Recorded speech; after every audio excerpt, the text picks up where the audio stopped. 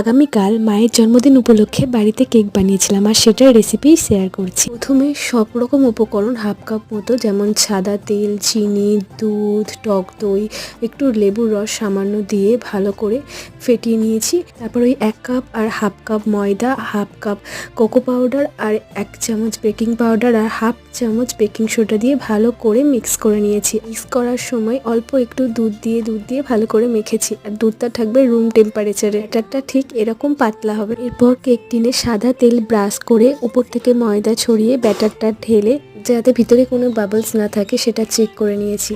আর আমি আগে থেকে কড়াইটা 5 মিনিট ভালো করে হাই ফ্লেমে হিট করে নিয়েছি। এরপরে কেকটা দিয়ে 30 মিনিট বেক করেছি। আর কেকটা পুরোপুরি ঠান্ডা হয়ে গেলে কেকটাকে ডিমোল্ড করে কেকটাকে মাঝ বরাবর কেটে একটু চিনির রস আর মেল্টেড চকলেট দিয়ে কেকটা সাজিয়ে নিয়েছি। আর এর টেস্টটা যে কতটা ভালো হয়েছে সেটা একে দেখলেই বোঝা যাচ্ছে।